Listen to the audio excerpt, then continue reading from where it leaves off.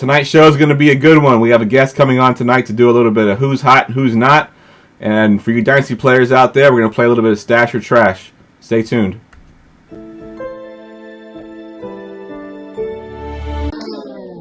Fantasy football, you dealing with the best. Keep it hype, authentic, this ain't nothing like the rest. With the Armchair Fantasy Show podcast, give advice for all the listeners to improve your stats. Yeah, we live on goingfor2.com. Tuesdays and Fridays, this is what you want. Talking dynasties and daily drafts, and we just getting started, that ain't even the half. Yeah, so go ahead, tell your friends to join. Going for two, cause no one remembers the extra point. Hey, goingfor2.com, the Armchair Fantasy Show. What's going on, guys? All right, welcome to episode 119 of the Armchair Fantasy Show. I'm your host, of course, Jeff Lambert. You can follow me on Twitter at JeffLambert77. We are here every Tuesday and Friday night on Periscope, YouTube, and Facebook Live. Of course, syndicated on all your major podcast networks and streaming in the Going for Two app for iOS and Android. I'm here, as always, with my co-host, Mr. Ryan Searfoss. Ryan, how you doing tonight, man? Awesome, man. My team's best team in football right now. Second best. We'll see in 2 weeks. We'll see in 2 weeks, my friend.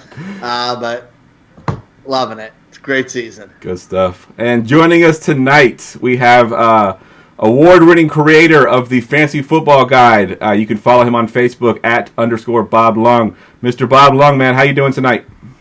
Doing great, guys, and I'm very jealous of both your teams as a Browns fan, I'm just going to say. Oh, I'm sorry, man. Y'all had all the hype coming in. Yeah, it's the balloon popped very early for us, so I think we should have learned from week one that it was going to be a rough year. But your two teams, San Francisco and the Ravens, man, looking great out there. And luckily I have Lamar Jackson in my touchdown-only league, and I am kicking ass. Nice. Good stuff. Yeah, I just saw a tweet out there. I don't know if you saw it, Ryan. The next three games we play the Packers, the Ravens, and the Saints. And that three-game stretch is the worst three-game stretch in NFL history.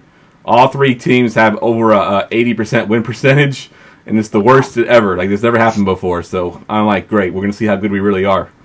That's impressive. I thought ours was bad right now. Yeah, it's bad.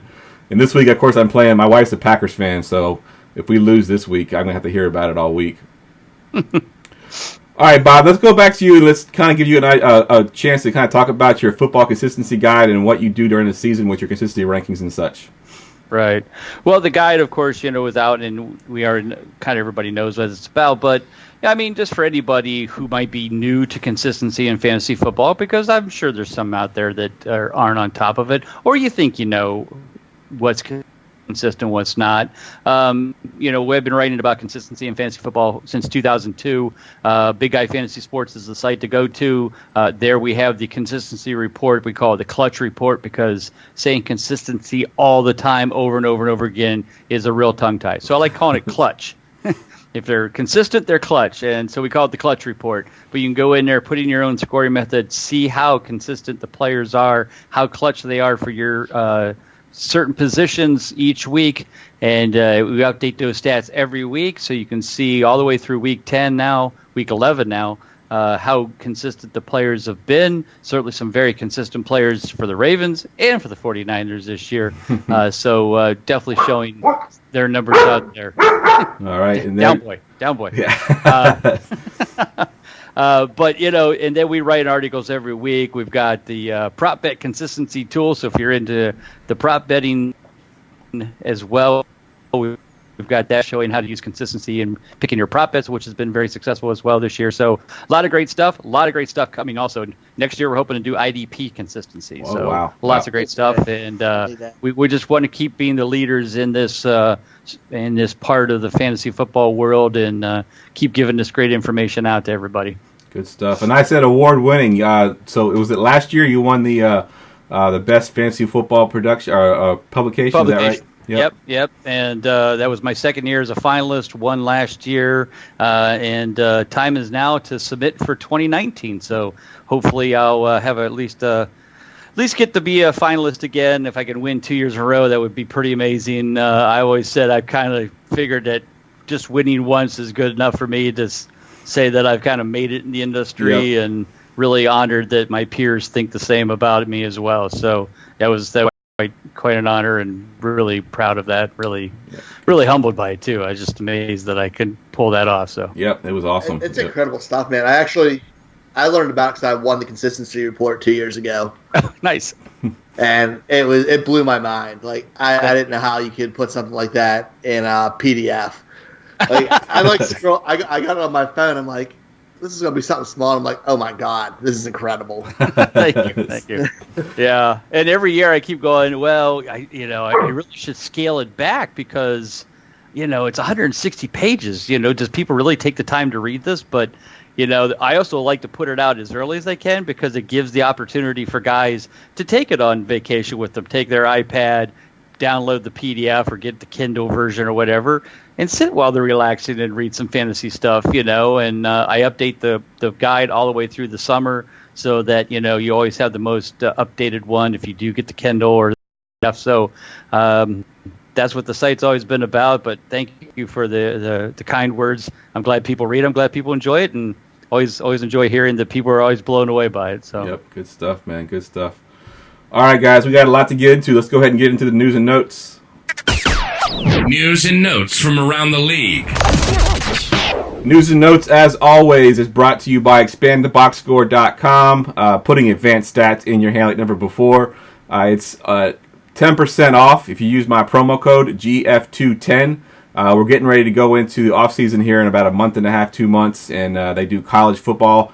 That's actually where they started, was college football. So if you do a lot of college football, dynasty type stuff in the offseason, now's a chance to go ahead and sign up. Use my promo code GF210 to save 10%. All right, let's kick it off here with a bunch of injury news. Of course, the last night's game, we had Tyreek Hill and Damian Williams both exited the game and didn't return. Ryan, I know they're going into their bye week, but are you worried about these two guys going forward? Sorry, I broke up a little bit. Yeah, man, I'm pretty worried about it.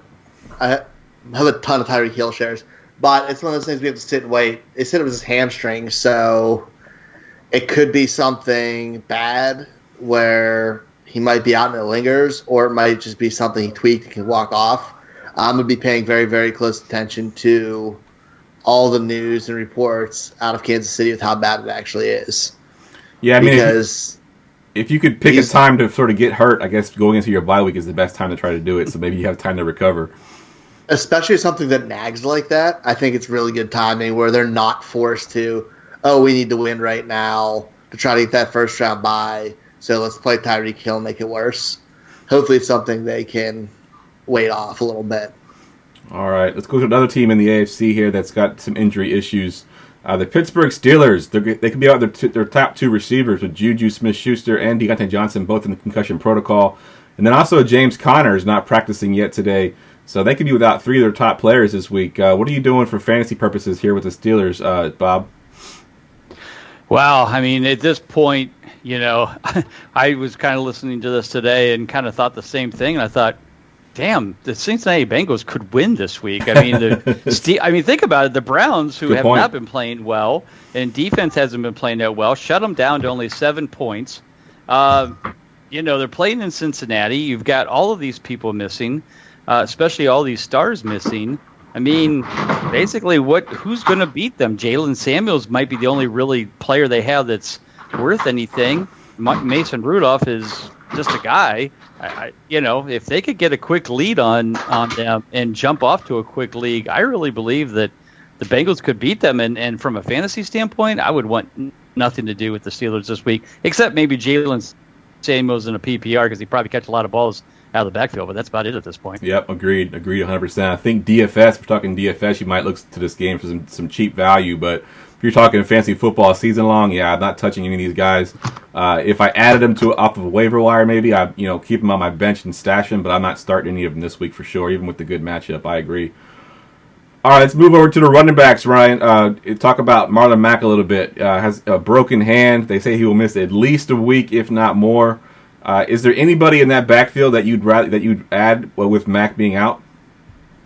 I mean, I'm going to add Jonathan Williams everywhere, and I'm pretty excited about it because he's a guy I feel like the dynasty community has loved for 2 years and has never really got the chance.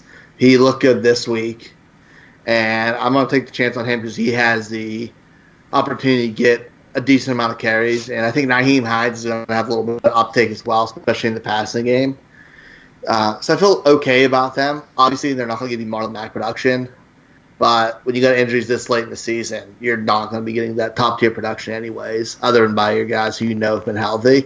So I'll have a little bit of hope for them, but still going to be a little bit cautious with how I view it. Agreed, 100%. All right, Bob, let's go to you for this news on Will Fuller. He's been limited the last 2 weeks. He might return for this Thursday night game. If you're a Will Fuller owner, are you plugging him in Thursday night and just rolling with him if he does start? I guess because it's such a heavy bye week, I might have to, but I would hope that it would be only because I have to and not because, I don't see me going, oh, well, I'll put him in instead of Larry Fitzgerald or up. But I mean, right. It has to be one of those situations where maybe if he's your second flex, you just don't have much of a choice, and you throw him in hoping maybe he gets that 50-point week he got in whatever it was, week 2 or 3. But you could also get 3 points out of him, and that's what would scare me the most is that it may not work out. The Colts defense haven't been that terrible this year. So right now with the offensive line not being very good as well. I mean, last week, Watson was running for his life. That doesn't give, you need Will Fuller has to have the time to get down the field. And if they can't stop the pass rush, they're not going to complete those deep passes. I would probably stay away from him. Yeah, that's a good point. And you mentioned the heavy bye week. Just looking at the teams that are on bye with the Cardinals, Chiefs, Chargers, and Vikings. Obviously you're thinking Keenan Allen. You got Christian Kirk there, Tyreek Hill, obviously. You got both the Vikings receivers on bye. So, yeah, if you're in a tough situation right now, you may have to start Will Fuller, especially if you need that that win to get into the playoffs, and you need that high upside maybe. But I think if you're looking for something just to be consistent, let's just put it, with Bob, kind of tie that into Bob's thing there. Right. I don't think Will Fuller is the guy you want to go with. He has those boom and bust games for sure. All right, just 2 more notes here. Ryan, we'll go to you for this tight end note here. With O.J. Howard was actually benched last week. I think he played 88% of the snaps in the first half and then 8% of the snaps in the second half. What are your thoughts on O.J. Howard if you're an owner? Let's talk about it from Dynasty perspective. Are you looking to move him? The Dynasty perspective, man, I can't speak tonight. From a Dynasty perspective, I'm probably going to buy him if I can. People are really low on him and really, really lack patience when it comes to tight ends. Most cases, it takes 3-4 years for them to really get going. Look at Eric Ebron, for example, even though he fell off this year before we saw that big blow up. From a this year's standpoint, though, man, we kind of talked about it last week where that offense is super inconsistent with who produces, where we've seen boom and bust weeks out of everybody with between Godwin and Evans, both kind of going back and forth, a huge game. Then we saw the one out of Howard, which was kind of an outlier. I'm not trusting it right now, and I think that offense could have a huge shakeup next year, and it could be a shakeup with him going. Who knows? But it's somebody I'd buy because I do trust the talent. I think right now it just doesn't work in that system. Yeah, that situation is just not good for him if he can somehow find his way to a different team.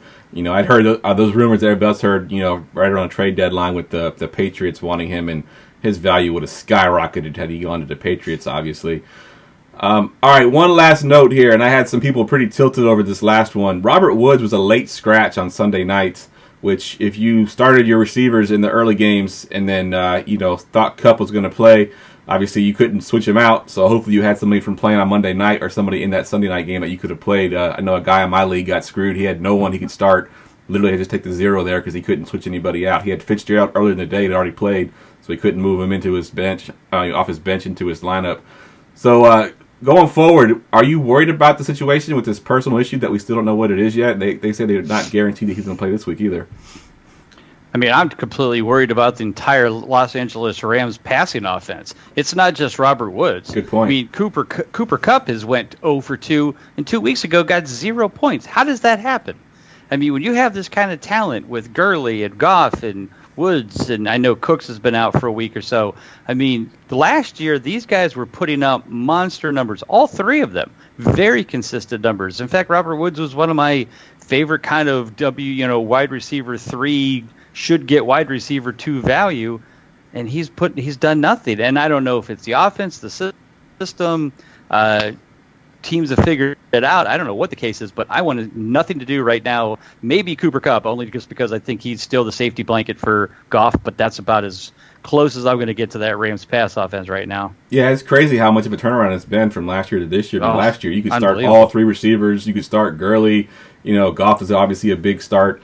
And now it's like you don't want to touch any of these guys. I mean, I remember at one point in rankings over the summer, I think those 3 receivers, Cooks, Woods, and Kupp, it was a big debate on who was going to be the number 1, and they were all sort of in the top 12 range. And now it's like, I don't. Other than Kupp, you're right. I don't think I want to touch any of those guys. So definitely worried about it for sure.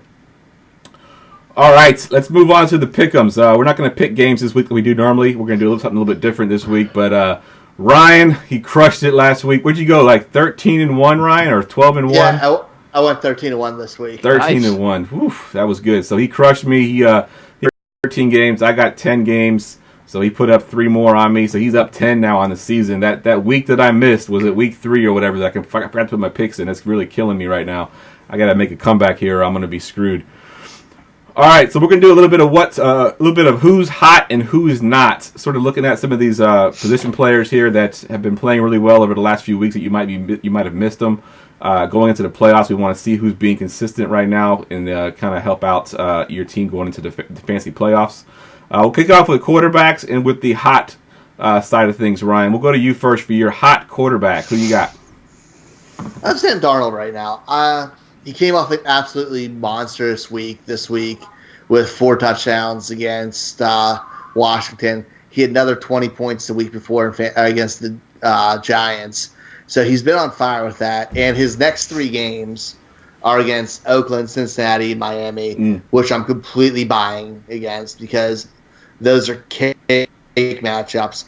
You have Oakland, who's 23rd against the pass, Cincinnati, who's 31st against the pass, and Miami, who's 32nd against the pass in DVOA on Football Outsiders. And it's just going to be something where he should produce, and I can't see where he doesn't against those defenses.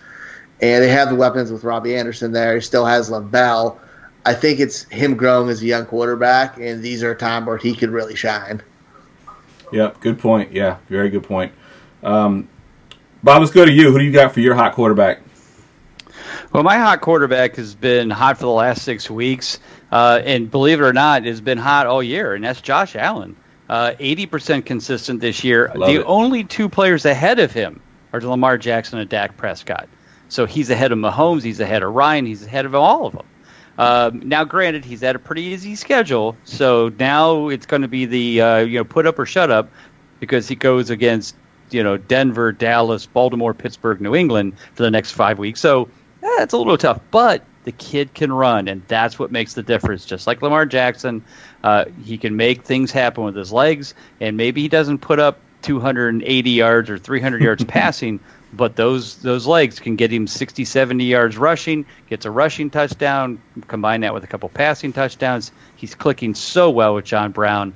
Right now, these guys are looking pretty good. They're syncing very well. So Josh Allen's my super hot quarterback right now going into my playoffs for some of my leagues. All right, good stuff. My guy's going to be sort of, if you're desperate, he's been hot, and I think he continued being hot, but he's probably on your waiver wire right now, and that's Mr. Ryan Tannehill. I know it's hard to say that name and not kind of cringe a little bit, but since week 7, I mean, he's got 18 points in week 7, 18 points in week 8, 25 in week 9, 17 in week 10. Coming off his bye week, he's got Jacksonville and Indy and then Oakland, so not terrible matchups there. I'm actually trying to add him in my dynasty league this week because I got Kyler Murray on a bye, and my other quarterback is Jimmy Garoppolo, who I don't trust against the Green Bay Packers. So I'm actually going to roll Ryan Tannehill out there this week against that Jacksonville defense and hope and pray he can put up another 18 to 20 points. But he is somebody that's probably sitting on the waiver wire right now. If you need a quarterback, I'd go out and grab him because he's been pretty good this year. Yeah, 4 straight clutch games for Ryan Tannehill since they had the bye week this week. But yeah, he's definitely been very hot, very consistent over the last 4 weeks. Yeah, I saw that you had him up on pretty high in your rankings. I want to say he was like 6th or 5th at 80%, I believe. Tannehill's at 67% since he's become the starter. So, I mean, he's up there from a percentage standpoint. Obviously, he hasn't played as many games. Right. But, yeah, from a consistency percentage standpoint, he's number 8 overall. Nice. So, nice. nothing, not too shabby based on what you would expect, that's for sure. Yep, exactly. All right, let's go stick with the quarterbacks and go back to talk about who's not hot. And this time, Bob, we'll go to you first. Oh, Aaron Rodgers, man, if you put any draft capital into Aaron Rodgers this year, you have been in for a lot of disappointments. I mean, the fact that he's 40% consistent this year, and he's played all the games, that's the thing. He's healthy. But they're winning football games with the running game. Aaron Jones, Jamal Williams, they don't need to throw the ball. They've got a good defense. They're 8-2 because of the running game and a good defense. It's not because of Aaron Rodgers. And that's not what fantasy owners want to see. And he's went 2 straight games without a clutch game. Again, 40% for the year. Definitely not hot. Yep, I agree 100%. And like I said, my wife's a Packers fan, so I get to see a lot of those games. And it's a shift in sort of that offense. It's a running game and a pretty good defense. So yeah, that's something you don't want to see in fantasy. That's for sure. If you want that quarterback. All right, Ryan, who do you got for your not? I'm sorry, Jeff, but I'm going Jimmy G. He's been a facade. I mean, he's had 3 games over 15 points this year. They've been huge games, but 2 were against Arizona and 1 was against Cincinnati, who are pretty terrible defenses. He struggled majority of the year, and they've won off of a phenomenal defense and great running attack. His next games coming up are Green Bay, who's 16th against the pass, and then Baltimore and New Orleans, who are both in the top 8. None are great matchups. I don't feel comfortable with him against an average defense, let alone better ones, who are getting a ton of turnovers. I don't like it going forward. I think our game we saw against Arizona is a little bit flukish.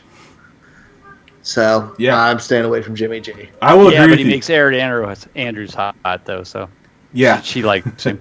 Oh, that was great. That's right. I honestly think he was innocent on that, but that's I know.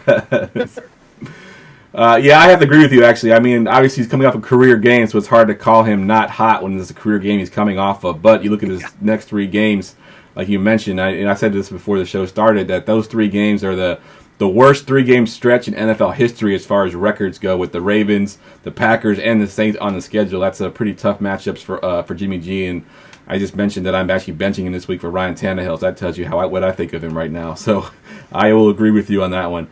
So my guy that I got for my not hot. So if we look right now at starting quarterbacks, so just that are actually starting right now. So some of the guys these I'm going to mention here in a second are guys that are starting because of the starters injured. But if you add up Brandon Allen, Jeff Driscoll, Ryan Finley, Patrick Mahomes, Russ Wilson, Aaron Rodgers, Drew Brees, and Kirk Cousins, add up all their interceptions and you have 17. Jameis Winston has 18. It's ridiculous how many picks he's thrown. He is my not hot for sure. I mean, this guy seems to be regressing. I thought maybe with Arians there that he would actually be a buy low kind of candidate coming into the season, but he is just. I mean, he's making Godwin and Evans look really good, but somehow has not been good himself. I mean, there's a few games where he's had I think 4 interceptions. I think he had 5 interceptions in a game. So. Jameis Winston, if he's your QB1, I'd be definitely worried going into the playoffs. I'd try to find somebody that you can maybe stream, maybe a Ryan Tannehill, but Jameis Winston is not on my list for sure.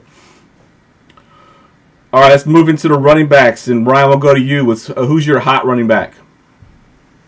Right now, my hot running back is Joe Mixon. He has been hugely disappointing most of the season.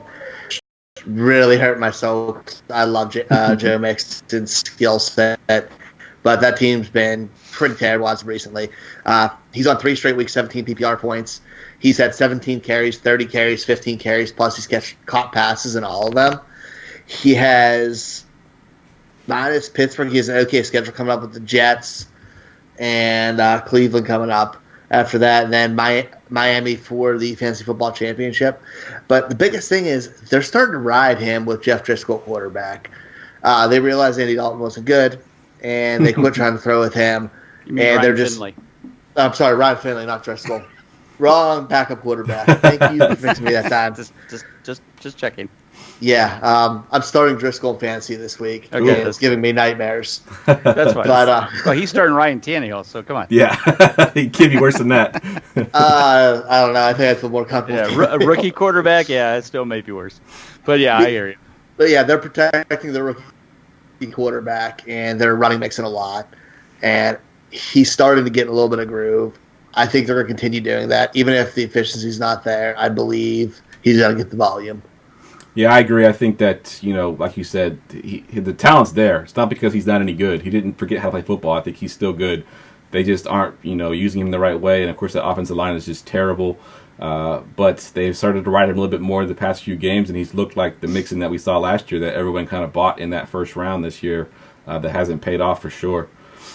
All right, let's go to you, Bob, for your hot running back. Well, I was going to pick Josh Jacobs just because he's put up 6 straight clutch games, but that's too easy. So I'm going to take a step back, and I'm going to pick somebody who's only put up 2 clutch games. But the key is he only played 2 games so far, and that's Kareem Hunt. Nice. I've watched both these Browns games the last couple of weeks, and, man, what a difference that guy makes in that offense. Nothing against Darnell Hilliard. He was okay. But, man, Kareem Hunt's made some great catches. He can run the ball. He can catch the ball. He's played mostly third down, but they'll bring him in on first and second just to kind of make things a little bit interesting for the defense, and it makes a big difference. Now teams can't just focus on Nick Chubb in the backfield. They got to watch where Hunt's going, So, he's put up 2 straight clutch games, PPR format, not big scoring. I think it's been around 13, 15 points, but just enough that if you've kept him like I did in a lot of leagues where I drafted him, stashed him, been waiting for him to be my second flex or my first flex,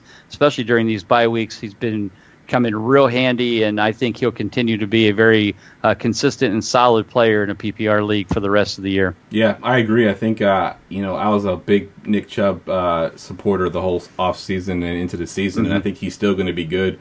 Everyone was kind of worried about, I think he had his most touches that he's had all year this past game with 27. So Chubb will be fine. Kareem Hunt will be fine. They both can coexist. The NFL, the way it is built now, you can have 2 good running backs, fantasy purposes. So I think that's a good call there with Hunt. So my hot is a guy that's, came in as a top 4 running back. He was one of the guys drafted in the top 4 probably. But you've been kind of holding on to him, waiting for him to sort of, get back to being what he was. He was injured. His QB was injured for a while as well. And that's Alvin Kamara. Alvin Kamara, coming out of the bye week, he finally is healthy. He's had 2 good games straight. His next 2 games are against very good matchups for defense for a running back, the Panthers and the Falcons. So definitely you can look forward to him putting up more good games down the stretch and carry you into the playoffs. But Alvin Kamara is my hot running back. All right, Bob, let's give it back to you. Who's your not hot running back? Well, it's mostly because when he does play, he hasn't been very good, and because he usually can't make it through a whole game. But James Conner again, it just can't stay healthy. When he does play, he's a pretty good running back. He certainly has put up some quality numbers as a PPR back, but he can't stay on the field long enough. Last game he played, about half the game before he went down. So now we're back to Jalen Samuels. And that's the kind of stuff that's going to kill you in your stretch run towards the playoffs in fantasy leagues. And unless you have Samuels and you handcuffed him early, you're in big trouble. And I didn't really draft much of James Conner, not because I didn't think he was talented, but just where he was going. I thought it was a little too early for him. I'm glad I didn't, and I haven't had to suffer too much. But, yeah, Connors just hasn't been very hot as of late and doesn't look any better going to the future. Yep, I agree. I drafted him in my Scott Fishbowl, and I'm not really loving my results right now. So definitely agree with you on that one. Ryan, who you got for your not hot running back? My not hot running back is Sony Michel. We haven't seen a 100-yard game out of him this year. He has 6 total touchdowns, but 3 of them were in one game. Last week he had 10 carries. Week he had 4. He had 4. Dallas should be a higher scoring game, which might keep the ball out of his hands. Same could go for Houston and Kansas City coming after it. New England's not riding them the way they were, and their offense isn't pushing the ball as much and scoring as much.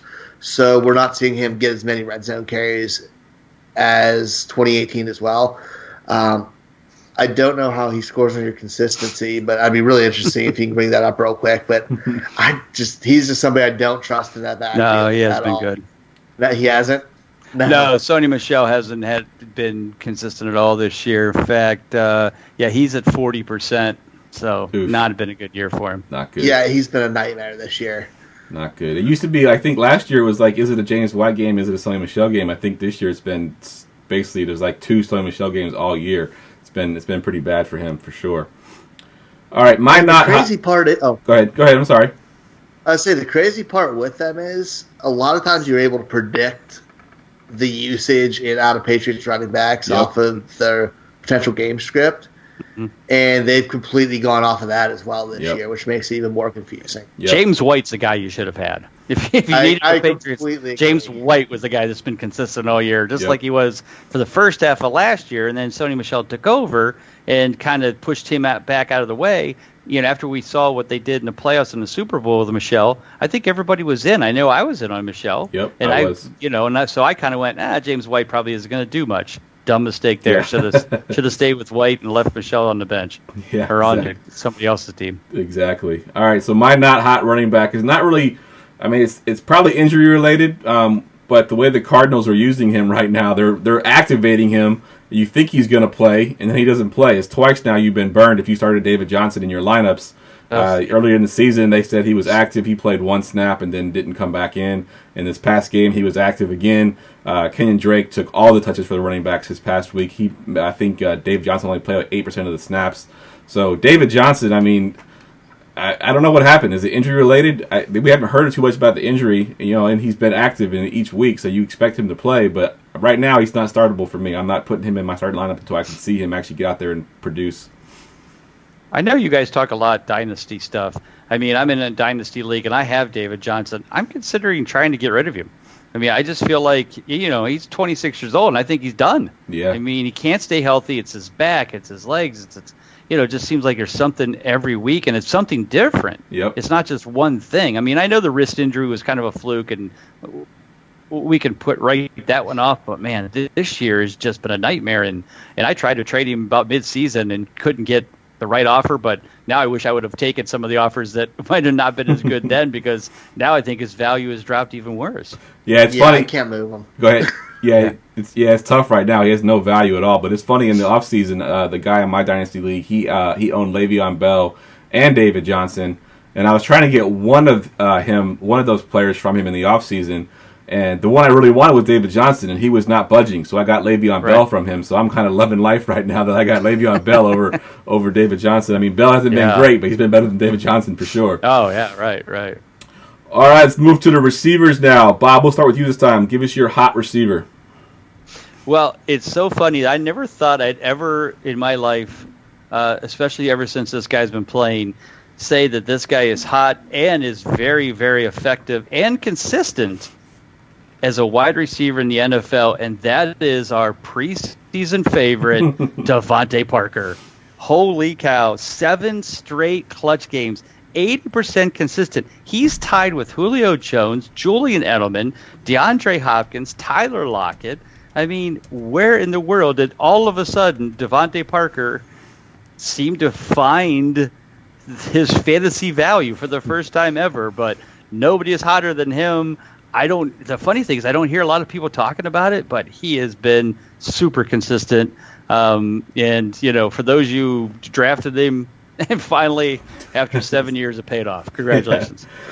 Yeah, I got a guy in my dynasty league who's literally held on to him on his bench, and I don't know how he did it through all those years, and now it's finally paying off for him. I'm like, I would have given up a long time ago. I've had him on my waivers article for the past, 2 months. Right. He's only rostered in 44% of ESPN leagues. Still. Terrible. Still. Wow. That's as of right now. Yeah, that's crazy. Amazing. All right, Ryan, who you got for your hot receiver? My hot receiver is John Brown. Right now he's sitting at wide receiver 13, and this kind of goes with him talking about Josh Allen. He's also clicking. He hasn't had a game this year under 50 yards receiving. He's had double-digit fantasy points in all but one game. The only game he didn't, he had 9.5 PPR points. He's getting volume. He's Josh Allen's favorite target. he's getting targeted deep and fairly often, and he's done it every single week, no matter the matchup. And I'm all in on John Brown the rest of this year. I think him and Josh Allen have something special when their games mesh really well. It's kind of how we saw him mesh with Flacco, where he had no problem throwing deep, only there's some accuracy behind it. Yeah, I love John Brown. You guys saw this in reports. The only person that's ahead of John Brown, who's 90% consistent this year, is Michael Thomas, who's 100. Yep. And I mean, that's just amazing when you look at those numbers. You go, and people, I mean, I've had people email, go, this can't be right. I'm like, look at the numbers, right there it is. Yep. It's on the chart. Yep. Just amazing. You know, this is the first real big game he's had. In fact, last week in my article, I said something about how he's been consistent, 90% consistent, but he's been getting like 15, 16 points a week. I said he hasn't had that big breakout game, and boom. He has his 37-point game, and now he's right up there, and everybody's taking notice. Yep, exactly. And I love John Brown. You mentioned the 50-yard thing, Ryan. I think it's only 2 receivers right now that have done that in every game, and it's him and Mike Thomas again. And when you're being compared to Mike Thomas in any kind of sentence, it's definitely a good thing. But John Brown has been really, really good. For those that follow me on Twitter, I was all over John Brown in DFS last week. I thought he would have a breakout game, in which he did. So if you played him, props to you. He was 2% owned, so he definitely helped my lineups for sure. So wow. Love John Brown. So my guy is a second-year player that's kind of broken out this year. He's proven to be matchup-proof and proven to be quarterback-proof, and that's Mr. Cortland Sutton. Since week 2, he's had double-digit fantasy points every week. And like I said, it doesn't matter who the quarterback is. He's got this guy that no one ever heard of, Brandon Allen, that took over for Flacco and hasn't missed a beat. Matter of fact, he may be even playing better than he was before. And, obviously it was a tough matchup last week, and he still performed. So I think Cortland Sutton now is an every-week starter for you. And I think that he's been pretty consistent as well since week 2. He's been really, really good. Yeah, he's up there at 80% with the rest of those guys that I mentioned. Good stuff. All right, let's go to the not hot receivers. Ryan, who you got for me? I've got Tyler Boyd, and I think he's a huge dynasty buy. But as of right now in this season, it's not a good situation for him. He's been all over the place. He just came off a 1-catch, 0-yard game. He's had a 10-yard game, 33-yard game. He's had games where he's just completely disappeared.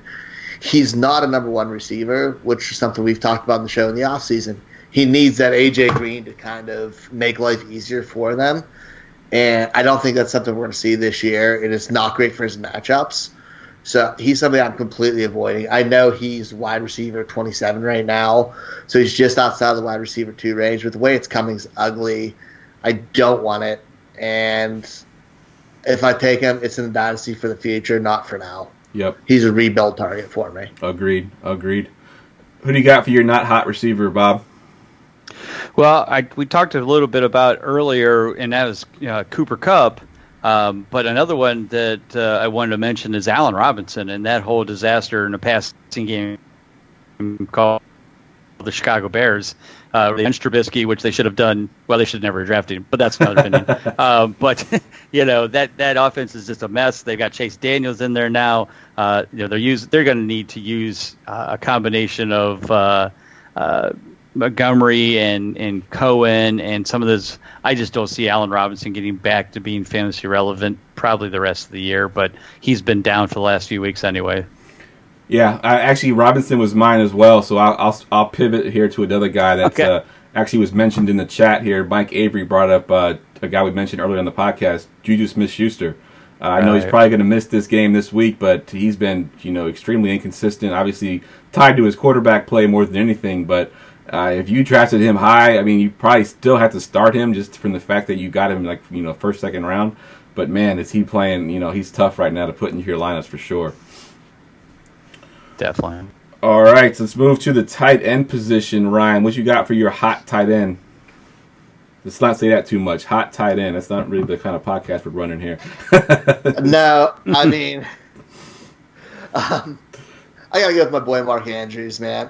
I know he's hit a little bit of rough patch for a little bit, but he was playing injured, and it started to come around. He got fed in Houston, 75 yards and a touchdown. He had 2 touchdowns the week before against Cincinnati. And early before he got hurt, he was getting that kind of volume too, weeks 1 and 2. Going against the Rams, I think it's something where they're going to force the middle of the field, and they're really going towards that. And same with San Fran and Buffalo, teams who are pretty good at cornerback and struggle across the middle. I think they're great matchups for him. Him and Jackson have a connection, and it's still his number one target no matter what. It was just a matter of him getting healthy and on the field. I think he's gone by. He's still tight end 4, and he had like 4 weeks where he completely disappeared. But at that position, beggars can't really be choosers. Yeah, I agree. I think he's definitely a hot player for sure, and going into the playoffs, you're going to definitely need him. I know me and you, Ryan, were pretty high on him coming into the season. You know, I think we both had him in our top 10. I think you may be 7. Yeah, so you had him top 7. I think I had him 9 coming into the season. I really liked him coming in, and he's outperformed my expectations for sure. And I think that if you own him, you're extremely happy right now because you probably got him super, super late. All right, Bob, who you got for your hot tight end? Well, as you mentioned, there aren't a lot of them out there. Right now, there's only 8 tight ends that are even over 50% consistent for the year. Wow. That's how bad it's been this year.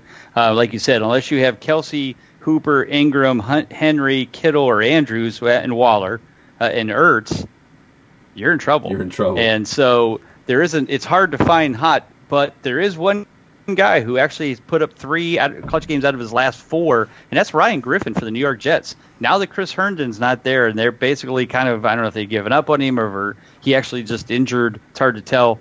But he has been super red hot. He's definitely clicking with Sam Darnold, looked good in the games. And I think as long as Herndon stays out of there, I think Ryan Griffin will be a good, solid tight end that you can put in every week and count on for the rest of the season.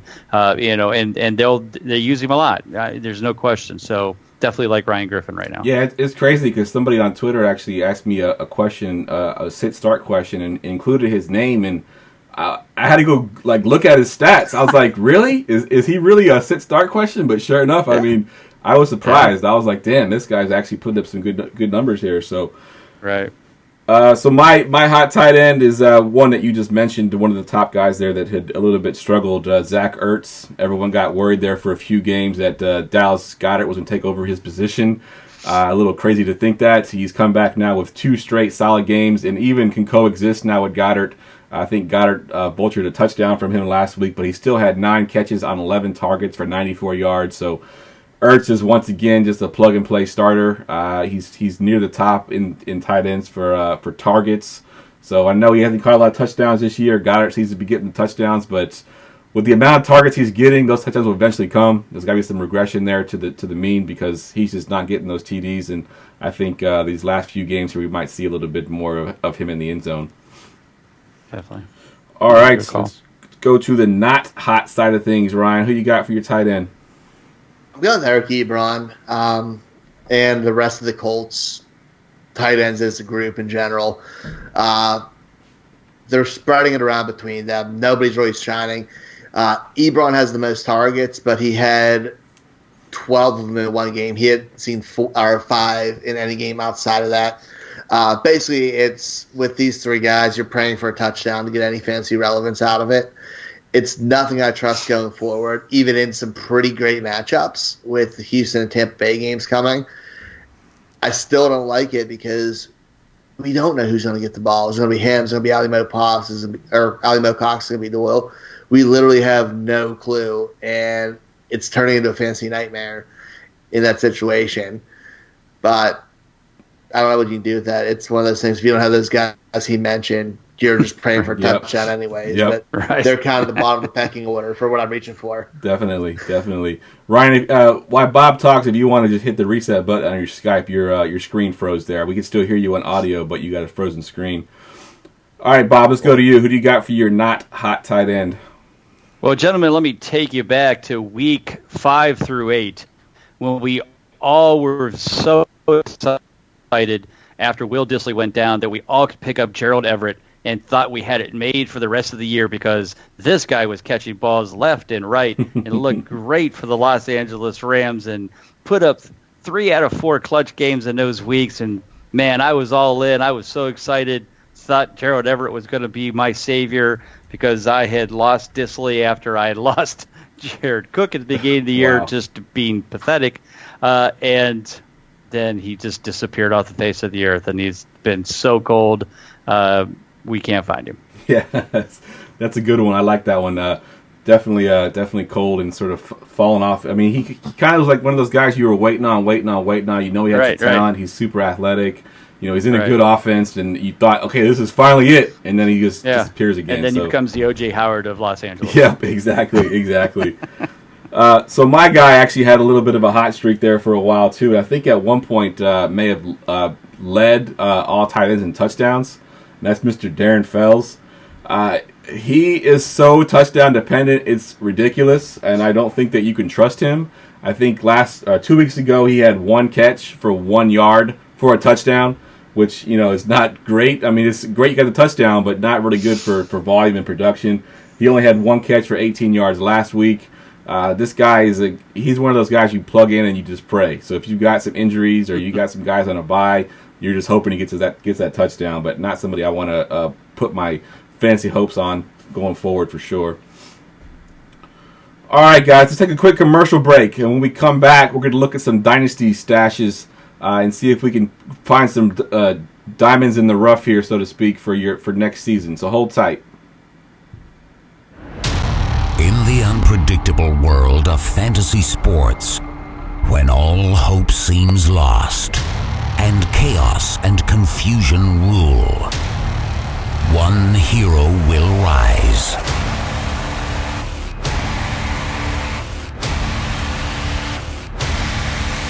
And change everything. Going for 2.com. Because no one remembers the extra point.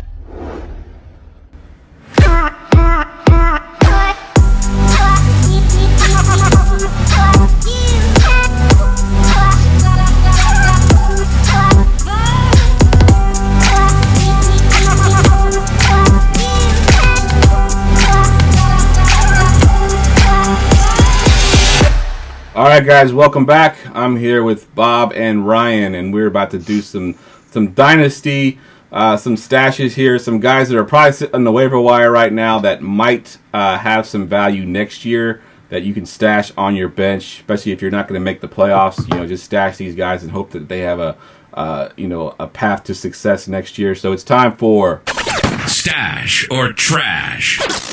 All right, and the first one I'm going to give to you, Ryan. This is a backup quarterback for the 49ers right now. He was talked about a lot in trade rumors coming into the season and then during the season. Mr. Nick Mullins, who actually had a really good season last year. You know, the team wasn't very good, but he put some good numbers up. If he ends up somewhere else, is he someone that you're looking forward to stash on your bench? It makes the hard thing about Mullins is, yes, you think he could land somewhere, but you're counting on a few things. One, you're counting on a trade happening, and more importantly is what teams are going to be in the market for QB. We've had a ton of injuries this year, but we have a good draft class coming in. Even with Tua being hurt, we still have 5 guys who could be potential starters in the league. Plus you have like Cam Newton, who's possibly on the move. The market, there's a lot of QBs who are going to be available in not a lot of spots. So I'm going to let him run. I'm going to trash him on this. I just don't know where he's going to land, where he's going to give me any fancy relevance unless we're in 50 player deep rosters. Yeah, I agree. I think that he's trash right now as well. He's a free agent technically, but they have exclusive rights. So if someone tries to sign him, they can sign him, match the offer. But I think right now he is definitely trash. I don't think that I'm going to add him to any of my rosters, especially a quarterback. Maybe if you're super flex, maybe that I might think about it at that point. But in one quarterback leagues, you can find some. I mean, Ryan Tannehill's probably out there. I'd probably add him over. I would add Nick Mullins. So that's definitely trash for me as well. Sticking with the same team here with the 49ers, they have a plethora of running backs, and they just can't get them all into the game. And we got Mr. Jeff Wilson, who's now got 5 touchdowns on 27 touches on the season. He is also another free agent with exclusive rights this year coming up. Is someone going to sign him, and do you think he's worth stashing on your bench, Bob? So stash or trash for Jeff Wilson? Well, Wow, that's a good. I mean, like you said, there's so much depth, but you've also got a lot of injury history with Matt Breida, Tevin Coleman, and Mostert as well. I think I would probably stash him just because I think there's always that possibility with those three in front of him that he's going to play. Plus, like you said, being a free agent, people are always looking for good running backs, especially good running backs with good hands that could catch a ball in Dubo. So I'd stash him because I think there's good potential he might go somewhere else and be a solid player. Yeah, I think we've kind of kept him on our practice squad, kind of hidden there for a little bit, but I don't think we can put him back on the practice squad now because we'll lose him to another team. So I think if he ends up somewhere else, he definitely shoots up in value for sure because he looked good even last year before they had all those injuries. So Jeff Wilson for sure. Ryan, I wanted to make sure you got this one. I know we had talked about this guy in the offseason, a little bit in the preseason, and I was super high on him. I actually went as far as to say he'd have a better rookie season than his counterpart, Hollywood Brown. And he's kind of disappeared, and he's in a run-heavy offense. He's probably, at best, the fourth option in the passing game. Of course, Mr. Miles Boykin, is he a stash or trash? Right now, Miles Boykin's a stash for me. I don't think you're going to get anything trade value-wise out of him, which makes it tough. But you can't just cut him because he is a talented player, and he is getting a ton of snaps and playing a good amount of ball for him. He's staying on the field a lot because he's a phenomenal downfield blocker, and that's everything to that team right now. So he's keeping on the field. It's just a matter of getting involved. You're seeing a few shots a game from Jackson to him where he's been trying to hit him deep. It's just not connected. He's missed 2 last week to him, and I think 1 or 2 the week before. I think they want to give him the ball. It's just not there yet. I think he might be a guy who takes a year or 2 to develop. So he's somebody I'm going to sit on for a little bit unless I do actually get a good trade offer, but he's definitely not somebody I'm going to cut. Yeah, I agree. I have him actually stashed on my taxi squad this year. So I think that he's someone I'm going to kind of keep an eye on because I do think he has a talent. I mean, he's a physical specimen. He's super fast. He's big. He's probably their better, as far as the receivers go, probably their best receiving red zone threat because, Hollywood Brown's not a very big guy. So I think that eventually he becomes that red zone threat and you can use him. And, of course, right now he's in a great offense. If he can just put it all together, I think he can definitely be good going forward. So he's definitely a stash for me as well. Let's look at the tight end now. This is a guy that had a little bit of hype a couple times this year and last year. He's huge. He's like 6'5", 240 or something. The tight end, Mo Ali Cox. All 3 tight ends, Ebron, Cox, and Jack Doyle, are all free agents at the end of the season. Is there any possibility that they re-sign Cox, or does he go somewhere else? And if so, does he get any more value, Bob? Well, I mean, if he goes somewhere else with good value, my thought he should go to Tampa Bay because they love tight ends there, and they really throw them a lot. I'm sure that'd be a great spot for him. Yeah, a lot of it's going to depend on the contract value. I mean, at this point, Jack Doyle and Ebron probably are going to cost a lot more money. I don't know what the salary cap situation is for the Colts, but if they're getting near the cap, they may let those 2 guys walk and keep Molly Cox as the starter, which all of a sudden would make him some value. That's really what I think it's going to come down to. If he can stay there and maybe be the main guy, and they let the other 2 walk due to contracts, and money. I'm sure Detroit will probably try to get Ebron back because that would make a lot of sense. So, but I think at this point, I think I'd stash him because I think he's got some value there if those 2 they let those 2 guys go. Yeah, I'm with you as well. I was high on him in the offseason, thinking that Ebron would regress and they'd get him more involved. They haven't gotten him more involved this year, which is disappointing to say, but I think like with the free agency coming up here, I think Ebron's going to draw some big money. He'll go somewhere else. Right. Doyle they may re-sign, but we've seen in the past the Colts like to run 2 tight end sets, so if Molly Cox can get in there, it can definitely be a value for sure. They have a ton of cap space, by the way. They're at $85 million. Yeah, but they're not going to keep all 3, though. They got to let one of them walk. Ebron would make most sense. Jack Doyle is kind of a fan favorite there for the Colts, and I think there's a lot of love for him, and I think they'll probably keep Doyle and Cox and let Ebron go. Yep, especially if it's big money. Yep. I don't think they're going to pay him. Agreed. All right, Ryan, we'll go back to the quarterback with you, and I'm going to think of this one from a Superflex league. I know I didn't put that in the notes here, but let's look at it from a Superflex league because this is probably where he has the most value. The current quarterback for the Denver Broncos right now, Mr. Brandon Allen. Of course, Flacco is still there. I believe is he on a 1-year contract or 2-year contract? Do you remember, Ryan? I think it's a 2. 2 years. So he'll be there next year, obviously. And then they drafted Drew Lock, who hasn't played this year yet either. But Allen's looked pretty good for a guy that no one really knew until he started a few games here. So stash or trash, Brandon Allen in the Superflex League. I'm going to say trash. The real reason is I think LA's ego is enormous, and he personally vouched for Drew Lock all offseason. He heard how much he loved Drew Lock, and I think he has some pull there. And they took the draft capital on the QB.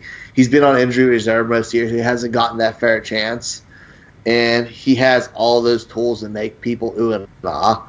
I don't know if he's the right choice for that team, but I wouldn't be surprised if he's the choice. And I don't really trust most of the weapons outside of Courtland Sutton and Fant right now, so I'm going to say trash because I do think it's going to be Locke's team. Let's be honest, John Elway's been amazing at picking quarterbacks. I mean, gosh. How many in a row has he been just solid on? Gosh. Talk about consistency. Yeah, that Peyton Manning pick was pretty good, right? Yeah, I mean, he really... I pulled him off the retirement and let him play for a couple years and saved his life. Right. Other than that, gosh. With a great defense. Yeah, exactly. Exactly. All right, Bob, we'll go to you for this next one. We kind of talked about the incumbent starter there, David Johnson, possibly being sort of washed up, and Kenyon Drake's on a 1-year deal, so he'll be a free agent at the end of this season. Chase Edmonds had a couple good games this year where he showed out. He's been injured since then. He's probably sitting out there on waiver wires right now. Is Chase Edmonds a stash or trash? Oh, that's an absolute stash. In fact, I was trying to trade for Chase Edmonds because I had David Johnson in that Dynasty League, and I drafted Kenyon Drake as well in that Dynasty League just because nobody seemed to want him. And now all of a sudden, but I still love where Drake is because I think Drake will, if he doesn't stay there, and they may sign him because Edmonds can't seem to stay healthy either. But if Drake could go to a team, I mean, this kid is super talented. He's just never been used properly. Adam Gase couldn't use a good running back if he hit him in the face, so that we know. Miami, I don't know what they were doing with the coaching staff this year, and he walks off and first game he starts against San Francisco, one of the top defenses in the country at the time. Yep. It just rips through them like they're standing still.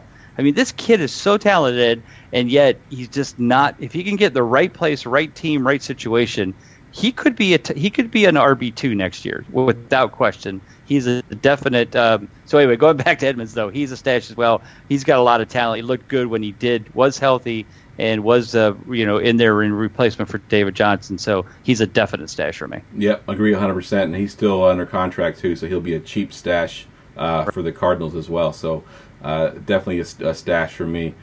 Ryan, we're going to go to you on this next one. A receiver, Mr. Jacoby Myers for the Patriots. They have a plethora of average receivers.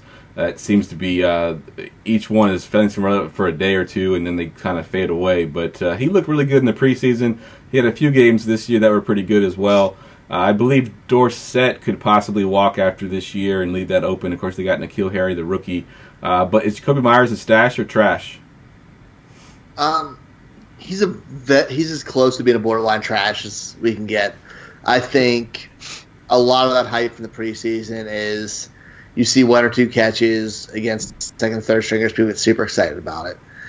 We know N'Keal Harry's there. We know we're going to see the volume 2. I've heard about Sanu. Yeah, we got Sanu at Old Man. There's a lot of balls to go around, and they're not a high passing offense anymore because they're based off that defense. He could have a big game here or there, but he's not somebody who's going to be super trustworthy, and it's going to be hard getting on the field in New England because, like you mentioned, even Sanu, man, him and Brady have connected. Yep. Right.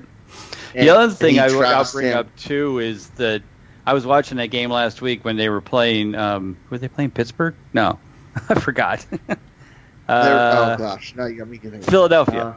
Yeah. And, what I saw a couple times where Jacoby Myers would run the wrong routes.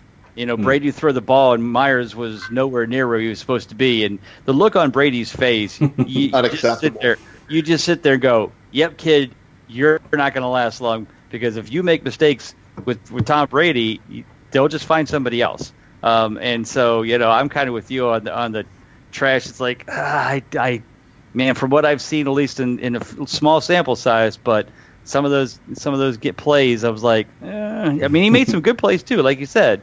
He'd make a good catch here or there, but then you make a couple mental mistakes, and you're like, you don't make mental mistakes to stay with New England too long, man. Yep. And the thing is, you're seeing these guys who make mistakes like that on bad teams who don't get on the field. Right. And he's not going to be able to get on the field on a good team. Yeah. Even if he gets caught, who knows where he's going to land or if he's going to show up there. There's a lot of going against it, so I'm not trusting it. Yeah. If I had to put money on if Jacoby Myers ran the wrong route or if Brady threw the wrong route, I'm putting my money on Myers running the wrong route. So yeah. It was Brady's fault. I don't know. It's cool. Yeah, exactly. All right, I got one last one, and he's kind of really under the radar.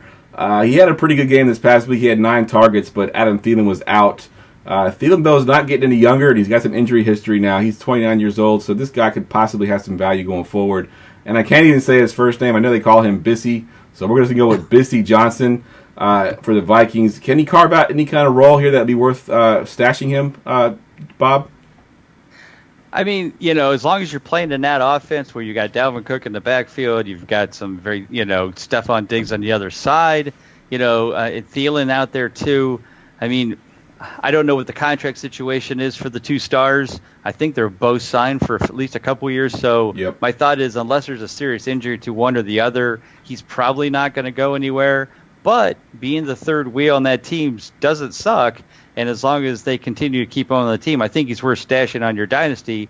Because again, Thielen isn't getting any younger, so it may be worth keeping him on your bench, especially in a dynasty league. Yeah, I think he got a lot of hype coming in the preseason as well, and I had to actually look him up when I saw him in the preseason because I didn't scout this guy or anything. I didn't know who he was, but. No. Yeah, so he's played pretty well considering that he's got 2 of the best receivers in fantasy right now. So you're trying to, and he's got, of course, one of the best running backs in the backfield too. Yeah, but, right. Unless he can see more targets, it'll be tough. But I do think he's worth a stash for sure to see what goes on there with the Vikings.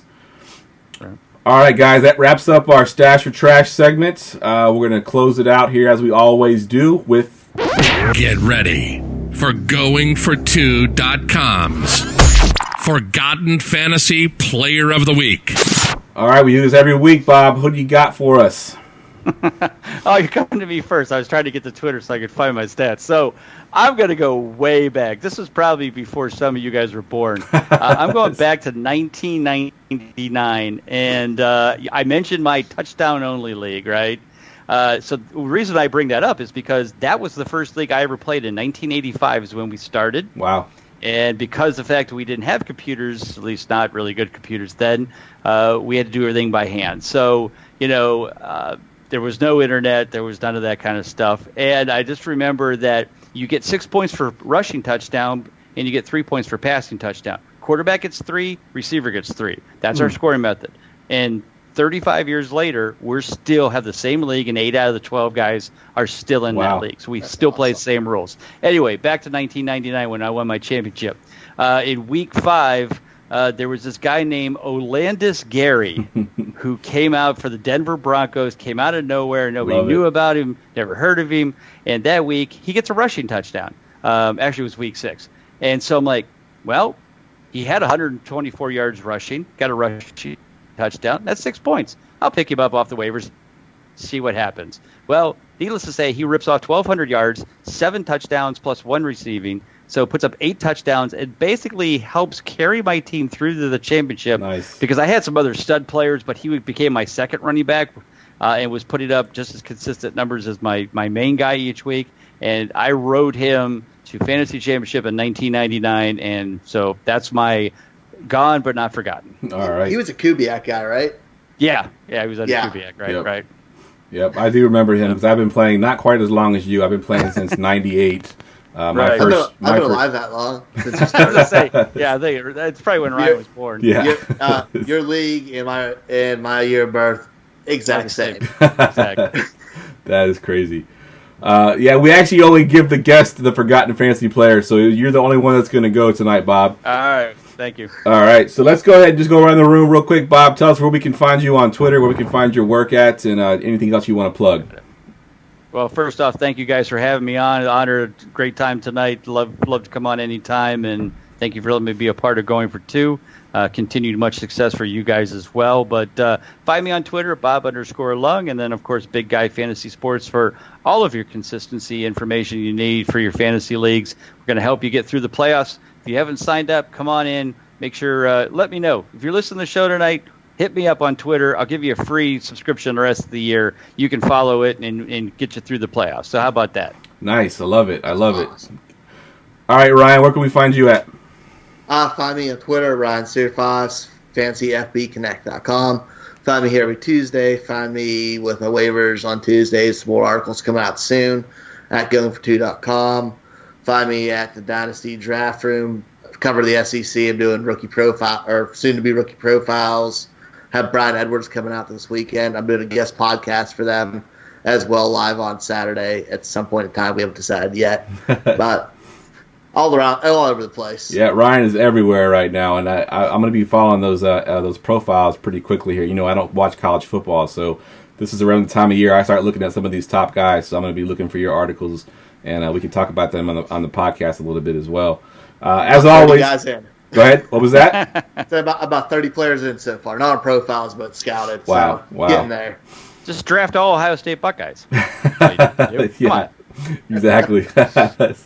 All right, guys. As always, you can follow me on Twitter at JeffLambert77. You can find me at GoingFor2.com. You can find me here every Tuesday and Friday night on the Armchair Fantasy Show. That's a wrap.